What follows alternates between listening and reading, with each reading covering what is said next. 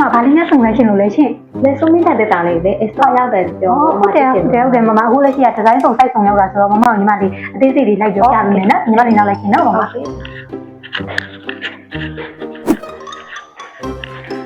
မဒါလေးကတော့တီစီလေးပါမမသူကကြတော့လေဟုတ်မဒါလေးကကြတော့သူကကြတော့လက်စရီပေါ့နော်သူမမဒါလေးကကြတော့သူကစမတ်ဆိုင်ကလေးပေါ့နော်သူဒါလေးကကြတော့လေမမတူတော့ပေါ့နော်မမတို့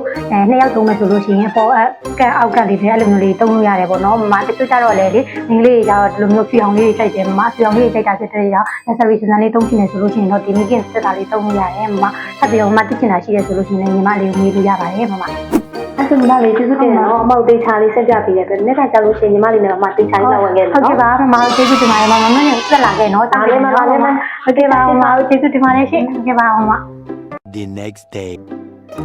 ညီမလေးအမမနေ့ကကြည့်သွားတယ်ဒီ HS နဲ့2ဒေါ်လေးယူမယ်နော်ဟုတ်ကဲ့မမအဲ့ဆိုညီမလေးပါချာချလိုက်တော့မယ်နော် โอเคညီမလေးပြတင်းနဲ့ပြီးလို့ရလားဟုတ်ကဲ့ရပါတယ်ရှင်ဒီစကန်လေးပါနော်ဟုတ်ကဲ့မမဒါပေါင်ချလေးပါရှင် โอเค